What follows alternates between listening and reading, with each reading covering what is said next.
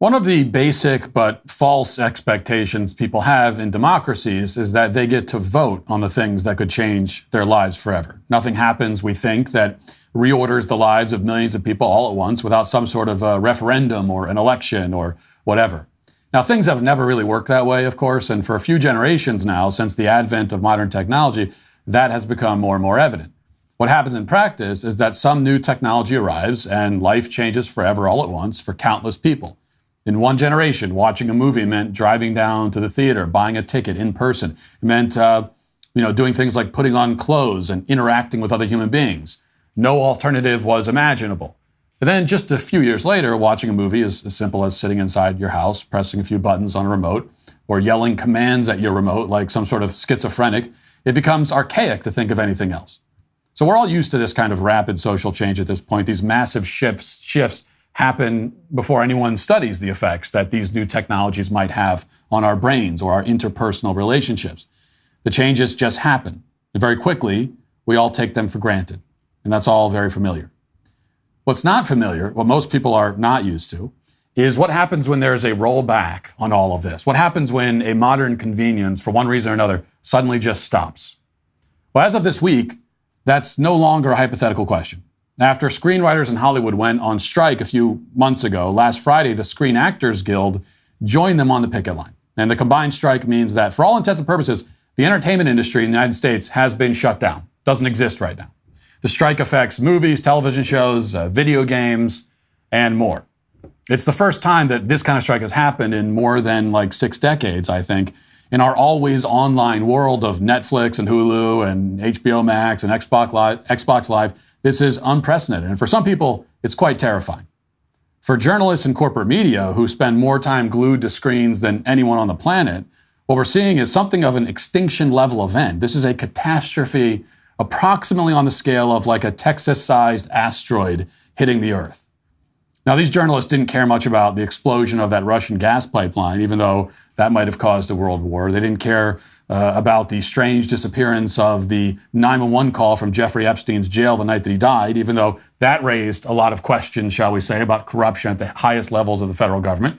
Journalists didn't bother to panic over any of that, but a strike in Hollywood, well, they're all over that story. The Associated Press, for example, just published this dire headline, quote, "Hollywood plunges into all-out war on the heels of the pandemic and a streaming revolution." Well, that sounds pretty serious. And according to the allegedly venerable Sunday show Face the Nation on CBS, it is quite serious. Face the Nation just invited the former CEO of Paramount, Barry Diller, on the show to explain the fallout of the ongoing strike in Hollywood. And here's what the Hollywood shutdown means for you. And it has really serious implications, okay? This is what it means for you, according to Barry Diller. Listen.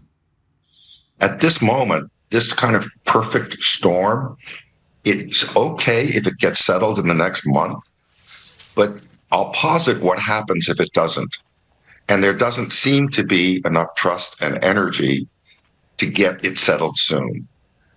What will happen is, if in fact it doesn't get settled until Christmas or so, then next year, there's not going to be many programs for anybody to watch. So you're going to see subscriptions get pulled, which is going to reduce the revenue of all these movie companies, television companies, the result of which is that there will be no programs. And at just the time strike is settled, that you want to gear back up, there won't be enough money. Terrifying stuff. So the former Paramount CEO wants you to know that, quote, what will happen is, in fact, if it doesn't get settled until Christmas or so, the next year there's not going to be many programs for anybody to watch. Do you hear that? Are you trembling in fear yet? There might not be any programs for you to watch next year. The programs are going away. Think of the programs. What will you do without the programs? Now, it's kind of funny when you think about it. The implication conveyed with total sincerity is that it would be somehow a bad thing if people stopped staring at screens for 10 hours a day, actually went outside and got some exercise and maybe developed real human interests and personalities. Barry Diller is assuming that you'll agree with him on that point, that that's all a bad thing, as if it's a given. If people went outdoors and got some sun, Barry Diller fears, then one thing might lead to the next. And after a while, they might be, thinking actual thoughts in their brains. and interacting with each other. People's testosterone levels might even go up. We simply can't have that. Profiling, surveillance, and data harvesting are a few things not to like about tech giants, but what can you actually do about it when you rely on so many of their products? Well, the good news is it doesn't take much for you to take a stand. For less than $7 per month, you can join me and fight back against big tech by using ExpressVPN. Big tech companies make their money by tracking your searches, video history, and everything you click on, and then selling your personal data. ExpressVPN helps you anonymize much of your online presence by hiding your IP address, a unique identifier that every device has that allows big tech to match your activity back to you. That's why I use ExpressVPN on all of my devices to make it much more difficult for them to exploit my data for their own profits. Best part is how easy it is to use the ExpressVPN app. I just tap one button on my phone or my computer. I turn it on. It's as simple as that. Look, your data is your business. You can visit expressvpn.com/Walsh right now to get 3 extra months free. That's expressvpn.com/Walsh to get protected right now. expressvpn.com/Walsh. As many of you know, I wasn't super thrilled when my family got a dog, but they are obsessed with it, which is why, despite my own distaste for the mangy beast, I love making my family happy. And part of doing that is keeping this freeloader as healthy as possible, which is why I give my dog Rough Greens. Dr. Dennis Black, the founder of Rough Greens, is focused on improving the health of every dog in America. Little did I know before I got Rough Greens, dog food is dead food. Everybody knows that nutrition isn't brown, it's green. Well, let Rough Greens boost your dog's food back to life. Rough Greens is a supplement that contains all the necessary vitamins and minerals, probiotics, omega oils, digestive enzymes, and antioxidants that your dog needs. You don't have to go out and buy new dog food. You just sprinkle Rough Greens on their food every day. Dog owners everywhere are raving about Rough Greens. It supports healthy joints, improves bad breath, boosts energy levels, and so much more. We are what we eat, and that goes for dogs too. Dr. Dennis Black is so confident Rough Greens will improve your dog's health. He's offering my listeners a free Jumpstart trial bag so your dog can try it. A free Jumpstart trial bag can be found and at your door in just a few business days if you go to freeroughgreens.com/Walsh or call 844-ROUGH-700. That's free, R-U-F-F, greens.com/Walsh or call 844-ROUGH-700 today. What Diller said is interesting, not because he's worth listening to, but because his desperation is obvious. Diller and the rest of Hollywood want to make sure that you're always consuming content on one subscription service or another. These people never pause to consider whether the content they're forcing down your gullet is good or worthwhile, whether it helps you to be a smarter, better, more interesting person, whether it makes your life better. Like, these are actually things you should consider before consuming any content. I know it's sort of unimaginable that you would take these into consideration at all. They never ask themselves if people actually want to watch and listen to the slop they're putting on these streaming services and in movie theaters. They just expect that you'll be horrified at the prospect that all this stuff is no longer available, that the morphine drip of content has been shut down.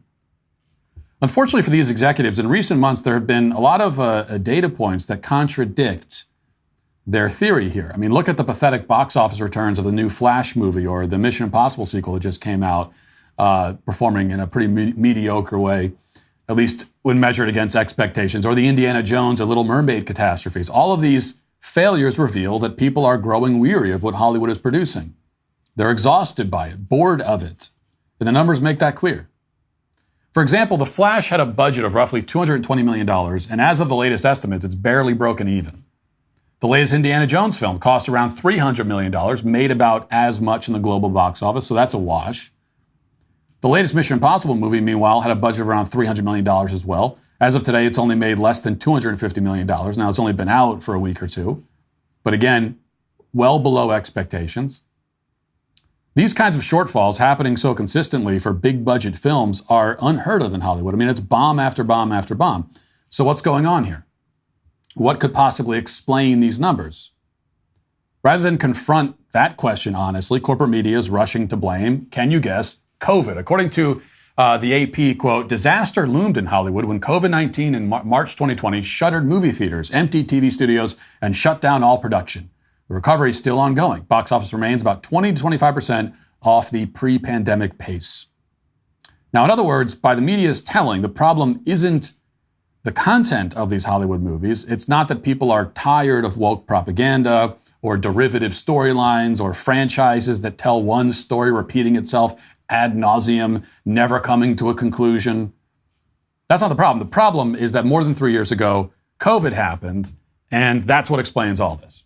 So it's like the same excuse that the government used to fundamentally change the election system in this country is also the same excuse that explains why no one is watching Hollywood movies anymore. That's what explains everything. Whenever the corporate media needs it to explain something, they can always pull out COVID and say, well, that explains it. And it's always COVID, by the way, that they blame, not the shutdowns. It's not the government's response to COVID, but COVID itself. It's all a pretty neat explanation, but is it true? Well, let's see. Because if that explanation made any sense whatsoever, you expect that every movie, regardless of genre, would be having similar problems. You expect that viewers would be tuning out across the board. But that's not what's happening. Not even close. The film Sound of Freedom, which tells a true story about a hero who rescued sex-trafficked children, is currently pushing $100 million at the box office. Word of mouth is especially strong. The film's audience in its second week in theaters grew by nearly 40%.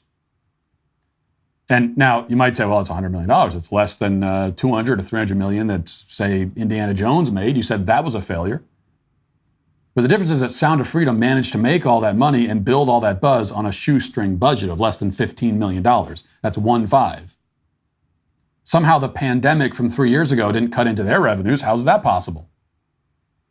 When all is said and done, Sound of Freedom will likely earn something like 10 times its production budget.